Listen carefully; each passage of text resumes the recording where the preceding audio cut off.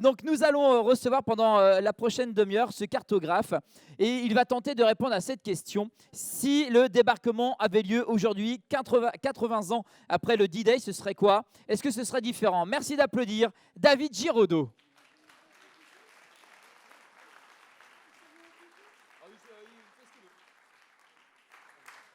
David, vous vous mettez au pupitre. Allez, on va se donner, David, 30 minutes. Ça vous va? C'est parti, merci.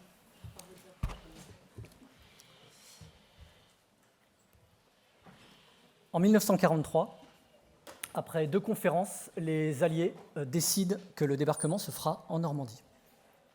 Cette décision, elle va s'appuyer sur des exigences stratégiques, mais également sur des données scientifiques. Les exigences stratégiques, elles sont relativement simples et logiques. C'est une distance de navigation minimum entre les côtes pour que la flotte se rende le plus vite possible sur les sites de débarquement, un rayon d'action aérien suffisant pour avoir une couverture aérienne conséquente, une protection des tempêtes de l'Atlantique, donc des zones qui soient protégées, notamment des houles d'ouest, et éviter les fortifications, puisque le mur de l'Atlantique est particulièrement fort à ce moment-là sur tout ce qui est ville et zone portuaire. Et ce sont également des données scientifiques qui vont être importantes, puisqu'il va falloir satisfaire les besoins géologiques, notamment des terrains suffisamment fermes et plats pour pouvoir construire des pistes d'atterrissage assez rapidement, des carrières également pour pouvoir construire ou reconstruire des pistes et des routes, et puis enfin, de quoi forer pour obtenir de l'eau douce. Pour toutes ces raisons, eh bien entendu, Calais ne va pas faire l'affaire puisqu'il est déjà la cible d'une opération de désinformation, l'opération Fortitude, pour faire croire à un débarquement dans cette zone. Dieppe a également été tenté et malheureusement les fortifications et la méconnaissance de l'environnement ont été fatales au raid de Dieppe. Et enfin, le Cotentin n'est pas suffisamment abrité météorologiquement parlant, et de surcroît, il n'a pas suffisamment d'eau douce pour les un peu plus de 150 000 hommes qui vont débarquer. En définitive, ce sont les plages de Normandie qui vont remporter l'adhésion des Alliés. Et une fois que ce choix a été fait, les experts scientifiques vont commencer à se pencher sur cette zone, et des craintes vont commencer à émerger. Alors des craintes qui vont être étayées par un document récent pour l'époque, puisqu'il s'agit de cartes des réserves de combustible de l'Empire romain. Comme quoi, l'information est toujours pertinente. Ces craintes vont être d'abord soulevées par John Bernal, un expert des Alliés, un expert scientifique des Alliés, qui sera également un des concepteurs des Mulberry, des ports Mulberry. Et qu'est-ce que ces cartes vont permettre de découvrir? Tout simplement, eh bien qu'à l'époque de l'Empire romain, il y avait un port 2 km plus au large, puisque l'érosion n'avait pas encore fait son travail. Et deuxièmement, des zones de tourbières en arrière-plan. En gros, nous avions ceci à l'époque de l'Empire romain, et par la suite, nous nous retrouvons au XXe siècle, avec des plages de Normandie qui sont vraisemblablement sur d'anciennes zones de tourbières. Ce qui inquiète les Alliés parce que la tourbe est relativement molle, et qui dit un sédiment mou dit qu'au niveau du débarquement, les véhicules et tous les éléments qui vont débarquer risquent de s'enfoncer et donc de ne pas pouvoir progresser. Cela nous amène directement au nouvel an 43-44, et là, pendant que les soldats allemands festoient dans les bunkers le long des plages de Normandie, nous avons 2 militaires britanniques qui se trouvent dans le déferlement, la mer est relativement formée, dans le déferlement sur la future plage de Gold Beach, en train de faire des prélèvements de sédiments. Ces 2 militaires britanniques sont le major Logan Scott Bowden, c'est-à-dire un ingénieur royal britannique, et le sergent Bruce Ogden Smith, un fusilier. Tous 2 font partie du Combined Operation Pilot Parties, le COP, qui est un commando de reconnaissance britannique. Ces 2 militaires sont équipés de cette manière, donc un équipement relativement novateur pour l'époque, et grâce à cela, ils vont pouvoir faire des prélèvements de sédiments qu'ils vont mettre dans des préservatifs et ramener en Angleterre, ainsi que des sondages au plomb de sonde, donc une cordelette avec un plomb, comme vous pouvez le voir ici, qui est monté et descendu, et qui permet de savoir exactement la profondeur à un endroit donné. Tout cela au niveau de la future Gold Beach, qui sera en face d'Arromanches et qui sera une des plages britanniques. Nos nageurs, alors nous sommes au mois de décembre, hein, donc on part d'une eau à 9-10 degrés, d'un travail pendant 3-4 heures dans l'eau. Nos nageurs auront beaucoup de mal à rentrer.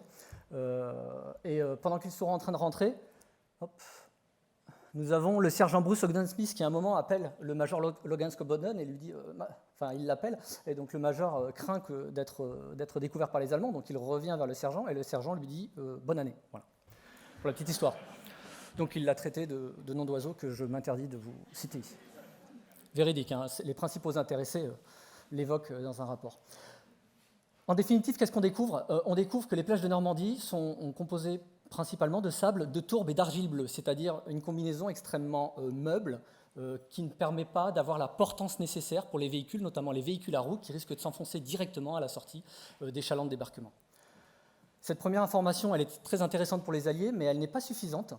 Et une deuxième opération, 2 semaines plus tard, va avoir lieu, l'opération Postageable. Et cette fois-ci, nos vaillants nageurs ne vont pas être largués depuis un chaland de débarquement au large, mais vont partir dans un sous-marin de poche. Un sous-marin de poche, vraiment de poche. 15 mètres de long, 1,70 m de diamètre intérieur. 5 hommes à bord. De nuit, reconnaissance de plage, sondage et prélèvement de sédiments comme la première fois. Et de jour, reconnaissance périscopique et sondage avec un échosondeur dans le sous-marin. Le témoignage des principaux intéressés, c'était comme de vivre sous une table de billard qui fuit. Voilà. Et quelques images à 5 dans ce sous-marin. Voilà. Je vous laisse imaginer pendant 4 jours. Compliqué. Mais ils l'ont fait. Ils l'ont fait et ces données ont été fondamentales pour la suite. Ces données, elles vont être associées à tout un tas d'autres informations d'avant-guerre, telles que des cartes terrestres, des cartes marines, des cartes géologiques, des cartes postales, des guides, des photos de vacances, tout ce qui était disponible à l'époque, et également d'autres informations qui vont être récoltées au fur et à mesure et qui vont permettre de faire les fameuses cartes Top Secret Bigot, et notamment des levées hydrographiques plus au large, des photos aériennes à haute et basse altitude, et des informations et des documents fournis par la résistance, principalement. Les levées hydrographiques au large, ils vont se passer entre fin 1943 et début 1944, au cours de 6 missions, qui vont être menées dans des chalands qui seront modifiés, ce type de chalands, à bord desquels on mettra un sondeur papier qui fonctionne quand il a envie. Les principaux intéressés attestent avoir donné des gifles électroniques, alors que l'électronique n'existait pas à l'époque, pour pouvoir le faire fonctionner. Un système de radiolocalisation directement dérivé des moyens de la Royal Air Force et un distance-mètre filaire, un distance-mètre à fil, pour pouvoir se repérer les uns par rapport aux autres. Photos à basse altitude, je n'évoque pas les photos à haute altitude, tout le monde se représente ce que c'est et les missions ont toutes été généralement un succès, il n'y a pas eu de problématique. Par contre, les photos à basse altitude, là c'est un autre sujet, puisque quand je parle de basse altitude, je parle de 5 à 10 mètres d'altitude.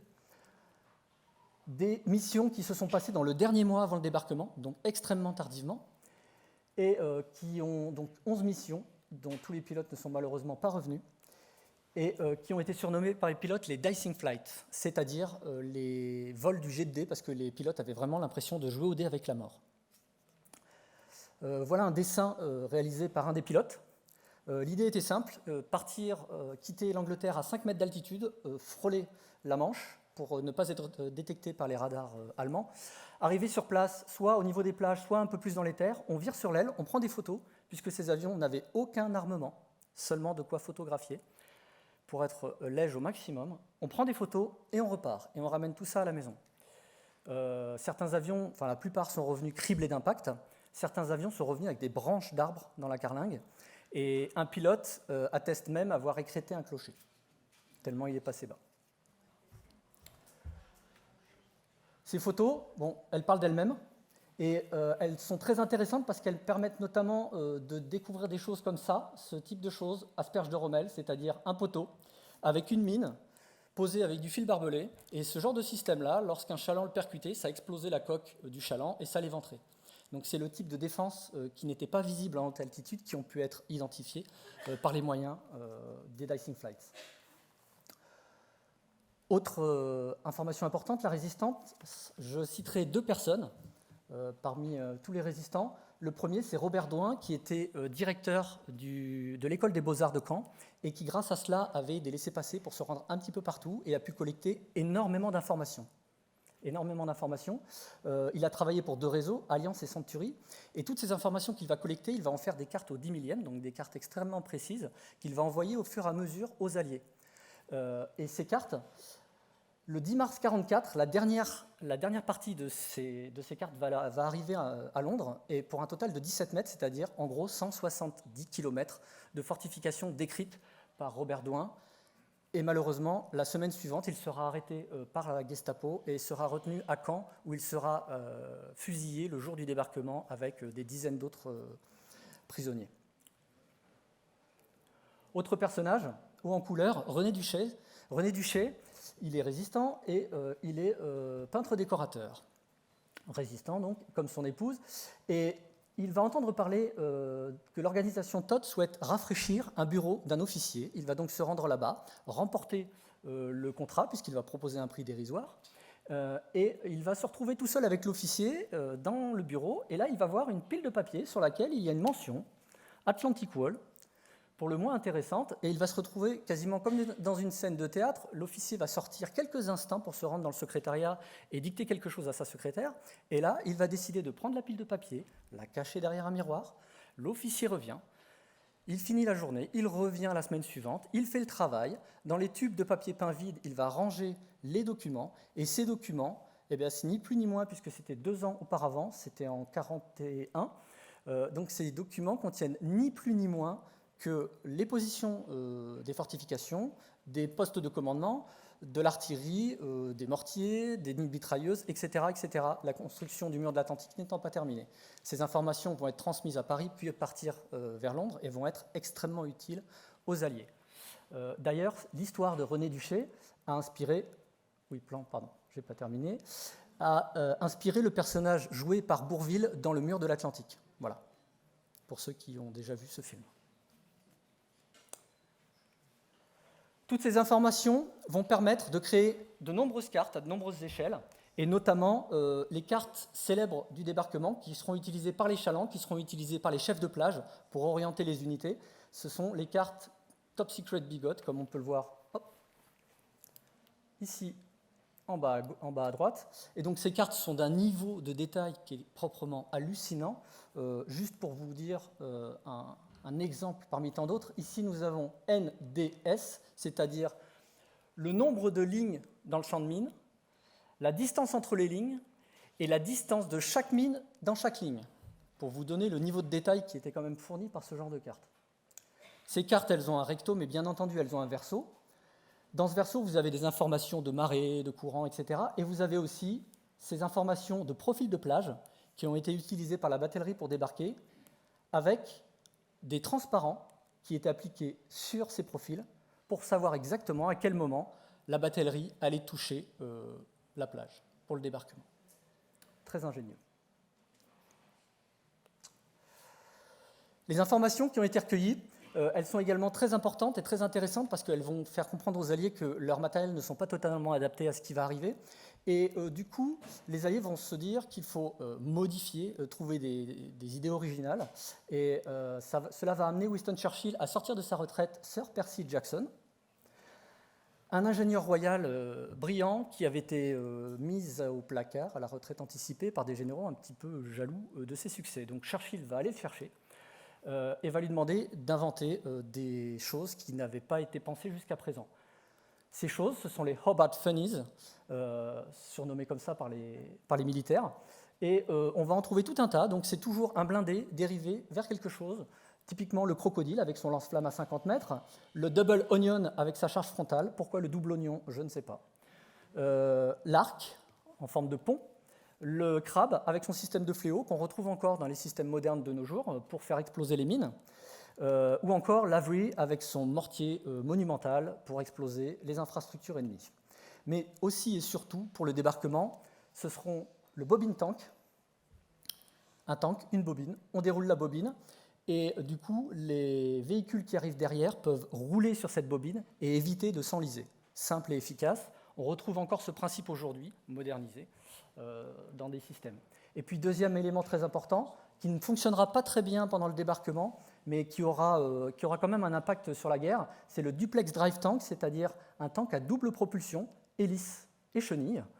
Et le principe est très simple, nous avons 31 tonnes de métal que nous devons faire flotter. Donc nous allons lui ajouter une jupe étanche, et ça va permettre d'augmenter sa flottabilité, voilà, pour franchir les parties aquatiques où le tank n'a plus pied. Alors aujourd'hui, 80 ans après, vaste sujet, où en sommes-nous pour repenser à nos camarades commando, eh bien entendu, à l'époque de la Seconde Guerre mondiale, la plongée autonome commençait déjà à percer, mais n'était pas suffisamment efficace pour que nos militaires sur les plages de Normandie puissent en profiter. Ce qui n'est plus le cas, bien entendu, maintenant. Nous avons des systèmes pour nos forces spéciales qui sont extrêmement performants et capables de générer peu ou pas de bulles, des systèmes totalement discrets et très endurants, des systèmes, des capacités de projection sous-marine qui n'ont plus rien à voir, et puis également de l'électronique embarquée, comme ce système, fabriqué par une société française et qui permet de sonder en continu les fonds pour les forces spéciales et qui est extrêmement efficace. En 2 clics, vous faites le travail. C'est vraiment très bien pensé. Ou alors ce système, également par une autre société en France, qui embarque énormément de capteurs, qui permet de détecter des échos sur l'avant jusqu'à une 50aine de mètres, d'enregistrer énormément de données en même temps et même de communiquer avec la surface à quelques kilomètres de distance. Les sondeurs, alors nos camarades avec leurs sondeurs papier et leurs gifles électroniques, les choses ont bien évolué depuis, bien entendu. Nous sommes passés du sondeur monofaisceau au sondeur multifaisceau, et l'électronique et la miniaturisation sont venus se mettre là-dedans. Donc nous avons des capteurs extrêmement puissants que nous pouvons embarquer sur des gros bateaux comme le Beautemps-Beaupré ici et sa gondole de 11 mètres. Mais nous avons également des systèmes sur perche plus petits, avec des performances plus réduites, et nous avons même la capacité à embarquer ces capteurs-là sur des robots sous-marins. Les capteurs nous permettent à présent de sonder de quelques mètres de fond jusqu'à, en théorie, 11 000 mètres de fond. Donc, si nous avons les moyens nécessaires, n'importe quelle partie de l'océan nous est accessible à présent. Et les sondeurs multifaisceaux nous donnent des images maintenant extrêmement résolues, d'une beauté incomparable, comme par exemple ce lever que le CHOM a fait à Rapa, en Polynésie, pour l'accès au port de Rapa, où on voit l'intérêt du sondeur multifaisceau qui vous donne une image assez complète de tout ce qui se trouve au fond et qui permet de naviguer encore plus en sécurité. Au-delà des technologies qui existaient déjà, d'autres technologies se sont développées après, notamment les sonars dans les années 50, à partir des études sur les radars, sur les émissions radars, en remorqué, puis sur des drones, et ce qui permet d'avoir une imagerie acoustique exceptionnelle, très complémentaire des sondeurs multifaisceaux, puisque les sondeurs donnent des valeurs de fond, alors que les sonars latéraux donnent de l'imagerie acoustique extrêmement résolue. Donc là, vous voyez des infrastructures sous-marines, de la nature de fond, ou même de l'archéologie sous-marine, qui profitent de ce type de technologie. Et puis bien sûr, des choses un peu plus incongrues, comme par exemple un vélo, ou ceci, qui n'est pas une petite abeille, mais une mine furtive norvégienne. Et puis, bien entendu, le meilleur des deux mondes est exploité maintenant dans l'hydrographie moderne pour pouvoir avoir une exploration la plus exhaustive possible des fonds et fournir des données les plus fiables possibles. Quand on pense à nos valeureux pilotes des Dicing Flights, maintenant, l'optronique, mélange d'optique et d'électronique, permet d'avoir des informations incomparables par rapport à ce que nos camarades faisaient pendant la Seconde Guerre mondiale. Généralement, l'optronique, on la connaît par ce type de système, embarqué dans des boules et dans différents aéronefs qui fournissent des images impressionnantes, comme par ici, comme par là, à 4,5 km de distance, des images vraiment à couper le souffle, qui permettent aussi de suivre des cibles en mouvement, ou encore de traverser les brumes de chaleur et d'avoir des imageries en infrarouge à plus de 9 km de distance. Autre technologie importante et qui nous concerne tous et qui est extrêmement important pour le sujet de ce festival, c'est le LIDAR. Donc le LIDAR, c'est une technologie laser, donc développée après les découvertes dans les années 50 puis 60 des capacités laser. Le principe est très simple, envoyer un laser et le réceptionner et étudier l'onde qui est revenue.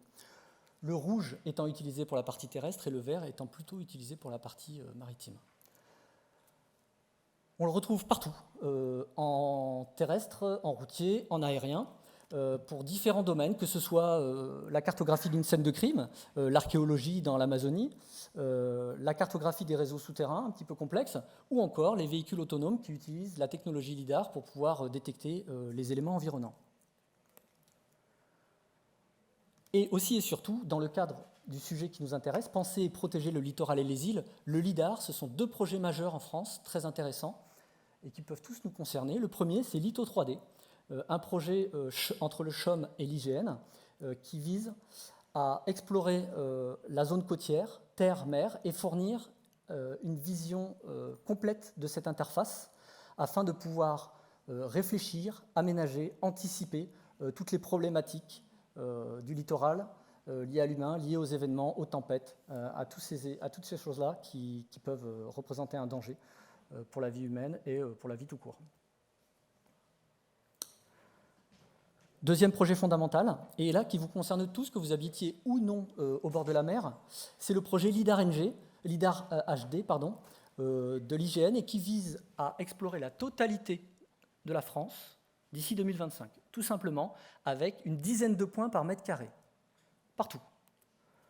Ça veut dire qu'on va, d'ici l'année prochaine, avoir la totalité du territoire français exploré de manière extrêmement exhaustive, et ce ne sont pas seulement des points à des positions données, ce sont également des natures, c'est-à-dire de la végétation, du sol, du béton, les toits des maisons, énormément d'informations qui pourront être utilisées pour de l'urbanisation, pour la prévention des inondations, si vous voulez mettre des panneaux solaires sur votre toit, si le S10 a besoin de travailler sur la prévention des incendies. Toutes ces informations vont se trouver dans le projet LIDAR HD, qui est totalement ouvert, gratuit, accessible à tous. Les deux, LITO 3D et LIDAR HD. Autre technologie majeure que nous n'avions pas à l'époque du débarquement, bien sûr, ce sont les satellites. Sans rentrer trop dans le détail, un chiffre impressionnant, ce sont les mises en orbite. Jusqu'en 2018, elles étaient relativement stables. Et puis la société Starlink est arrivée, a mis des milliers de satellites en orbite. Pour vous donner un ordre d'idée, actuellement, aux alentours de 10 à 11 000 satellites sont en orbite autour de la Terre, et la moitié appartiennent à M. Elon Musk. Et ce n'est pas près l'évolution prévoit qu'il veut en mettre 12 000, et il y en a à peu près 5 à 6 000. Donc c'est pour vous donner un ordre d'idée quand même de ce qui tourne autour de nous, et qui va peut-être poser problème en termes de pollution un jour. Télécommunications, 85% des satellites. La géolocalisation, 1%. On peut se féliciter en tant qu'Européens d'avoir un projet, le projet Galileo, qui est opérationnel et qui nous permet d'être autonome du système GPS américain ou GLONASS russe, entre autres, et qui nous permet d'avoir un système meilleur que ces autres systèmes de localisation. L'observation de la Terre, 10%, 1 millier de satellites environ, et puis 1% de satellites pour l'observation de l'espace. Les satellites, principalement, dans notre imaginaire commun, c'est de l'imagerie satellite, les images, notamment dans le spectre visible, comme on pourrait le voir depuis l'espace. Je vous invite par exemple à regarder sur le site de l'ESA le satellite Pléiade NG, qui fournit des images par exemple de Sébastopol en 2022 à un pas de 15 cm au sol. Les pixels font la paume d'une main. C'est quand même très impressionnant. Voilà ce que nous sommes capables de faire. Et au-delà du visible, bien entendu, le satellite, c'est également d'autres informations, comme ici, les alentours de Los Angeles. Alors, dans le visible, on ne voit rien de particulier. Par contre, ici, on voit très nettement dans l'infrarouge les dégâts d'un méga-feu. Voilà le type d'informations que peuvent nous fournir des satellites, ce genre d'effet. Les satellites, ce sont également de la télémétrie, de la mesure de distance, et de manière extrêmement précise. Certaines capacités sont centimétriques et permettent par exemple de détecter le gonflement d'une chambre magmatique de volcan en centimètres, d'observer également de manière centimétrique la fonte des glaces, ou encore d'observer les effets d'un tremblement de terre en Californie, sur la croûte terrestre. Et puis, bien entendu, encore une fois, sans rentrer trop dans le détail, tous les capteurs qui permettent de mesurer le mouvement des masses d'air, le vent, la température de la Terre ou des océans, et puis les précipitations solides ou liquides, ou encore le suivi des glaces. Tout ça nous permet de modéliser notre environnement et d'avoir des prévisions. À l'époque, lors du D-Day, on avait grand maximum 24 heures, et encore, les météorologues américains et anglais s'écharpaient sur les méthodes de prévision, parce que chacun en avait une différente, alors que maintenant nous avons des informations beaucoup plus fiables, et ce notamment grâce à l'espace. Oh, non, je ne sais pas pourquoi c'est là. Ça n'était... Ah, c'est excellent ça. Bonne question. Alors le système Aqualung, donc, pardon, je sors une marque, c'est pas très bien. Donc ce système-là, le crabe notamment, je ne connais pas le fonctionnement interne. Je ne suis pas moi-même plongeur. Je sais que ça existe. J'ai déjà discuté avec des plongeurs qui l'utilisent, mais je vous avoue que je ne sais pas. Donc désolé, mais là-dessus, je ne serai pas d'un grand secours. Je continue. Il y a des questions. Pardon. Il y a déjà des questions. Ah. Ah non, allez-y, continuez. Ok. Il vous reste 3 minutes. Oula. Alors, je me dépêche. 3 minutes et après on aura à peine 10 minutes de questions. Très bien, je me dépêche. Alors les drones. Oh là, voilà, il y a une mise en forme, la mise en forme a pris une claque. Donc du coup, les drones, quand on parle de drones, généralement on pense drones et robots, puisque les drones c'est plutôt de l'aérien.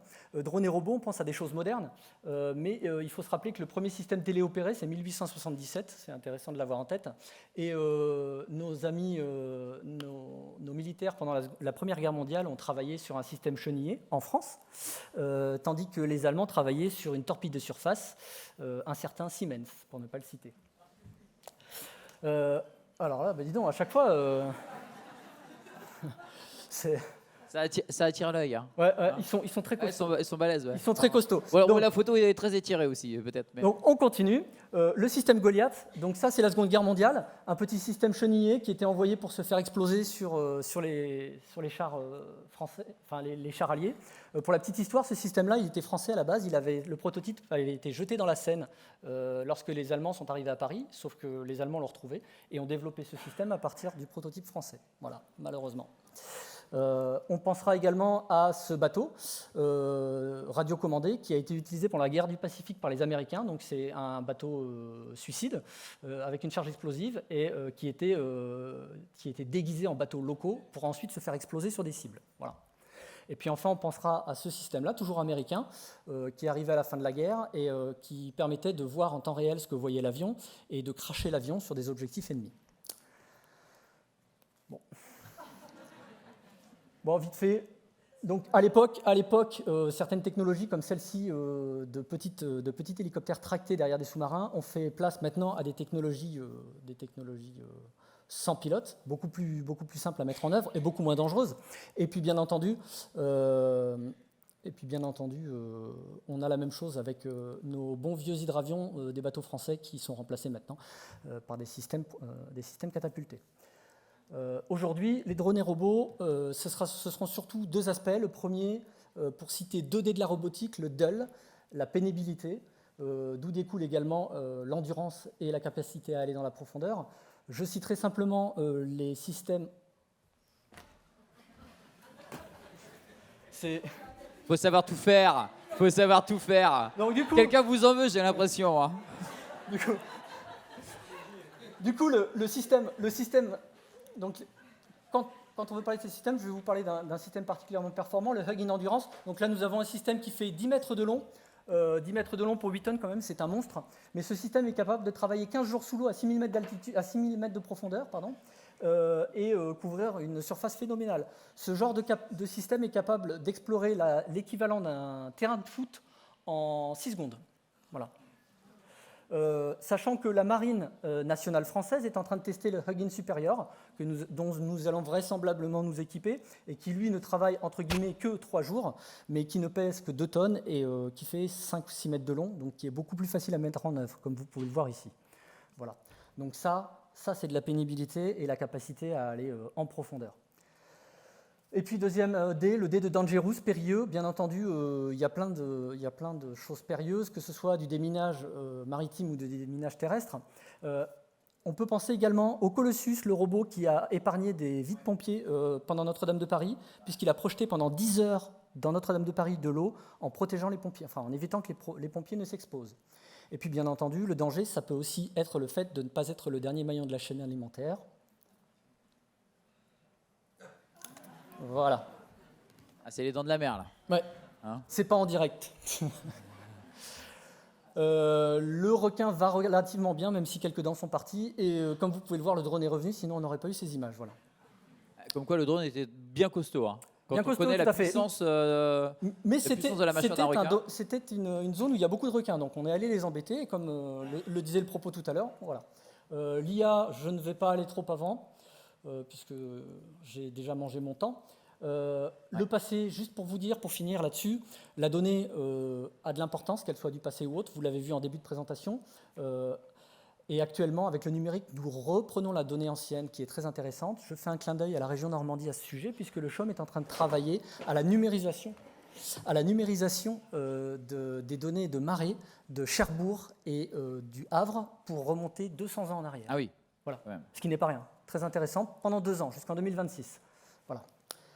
Le partage, bon, voilà, au CHOM, on vous partage plein de choses. Je ne vais pas aller trop loin là-dedans. Nous avons 2 plateformes. Le CHOM est un établissement public, donc il y a énormément de données qui sont libres, gratuites, donc n'hésitez pas. Et puis pour terminer, je rappelle le champion européen, le portail qui est également un réseau d'observation EMODNet, qui contient de la donnée normée en ligne pour la visualisation, la recherche et le téléchargement dans tout un tas de domaines qui peuvent vous intéresser tous. C'est de la donnée gratuite, publique. Il ne faut pas hésiter à aller le consulter. Et pour conclure, justement, je vous ai parlé de beaucoup de choses qui ont pu changer depuis le débarquement en Normandie ou d'autres choses, mais il y a une chose qui reste immuable, c'est la donnée. La donnée, elle reste immuable parce que sur la forme, elle change, mais sur le fond, en définitive, c'est toujours la même information, quelle que soit la manière dont on la capte. Et l'information, elle n'a de valeur que de la manière dont on l'exploite. Et je terminerai là-dessus. À mon sens, si on veut penser et protéger les îles et le littoral, il nous faut de l'intelligence de la donnée, c'est-à-dire une manière la plus efficace et la plus intelligente d'utiliser la donnée, que ce soit d'abord de l'intelligence humaine et voire par la suite artificielle, mais il nous en faut. merci David.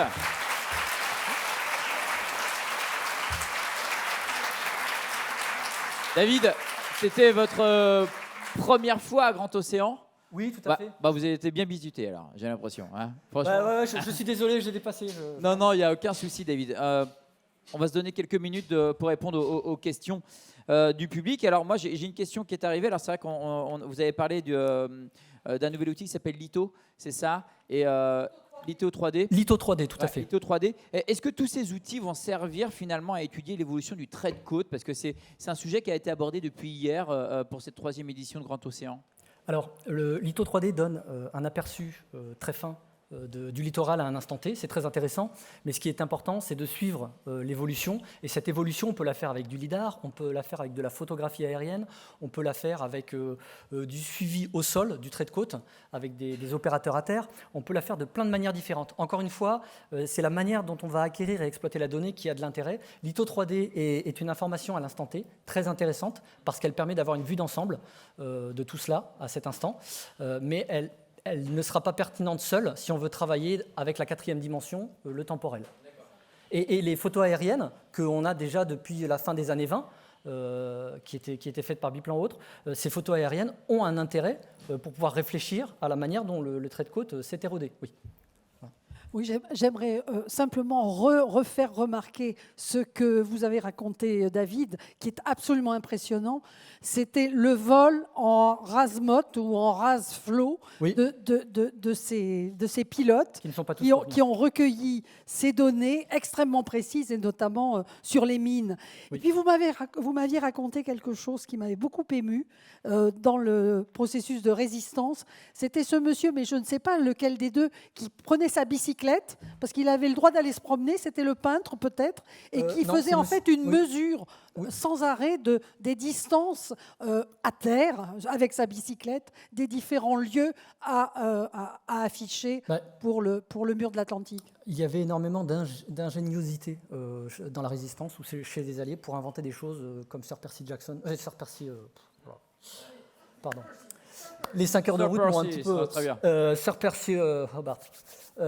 Donc du coup, Il y a énormément d'ingéniosité. Cette ingéniosité, on la retrouve là, à ce moment-là avec Robert Douin, où il compte les tours de roue. Il met un marqueur sur sa roue et il compte les tours de roue pour savoir exactement quelle distance il a parcouru. Voilà. C'est un détail parmi tant d'autres, mais tous ces détails mis bout à bout ont permis d'obtenir des informations cartographiées extrêmement précises. Voilà. Alors, j'ai une question qui vient d'arriver. J'espère que vous allez pouvoir y répondre. Vous avez le droit de voter en touche, David, parce que vous nous avez fait une belle présentation pendant 30 minutes là. Comment les Dicing Planes et les mini sous-marins n'ont pas mis la puce à l'oreille donc aux Allemands malgré les techniques de désinformation ailleurs en France? Comment les Alliés ont réussi à conserver l'opération comme une surprise? Alors, les Dicing Flights ont eu lieu sur les plages au niveau de la Normandie, mais pas seulement, ce qui a permis aussi de noyer un petit peu le poisson, sans mauvais jeu de mots. Et concernant le sous-marin, ils n'ont jamais été détectés leurs activités n'ont jamais été identifiées par les Allemands. Donc ça n'a pas été un problème. Une seule fois, un des plongeurs a perdu une espèce de petite tarière qui lui permettait de creuser un peu le sédiment pour faire le prélèvement en profondeur. Du coup, les Alliés ont largué sur les côtes, sur peut-être 200-300 km de côte, ont balancé des tarières partout, sur les plages, un petit peu plus dans les terres, pour noyer, encore une fois, l'information. Voilà. Bon. Merci beaucoup, on va pouvoir l'applaudir, vraiment. C'était passionnant, David, vraiment. Vous reviendrez l'année prochaine, on compte sur vous.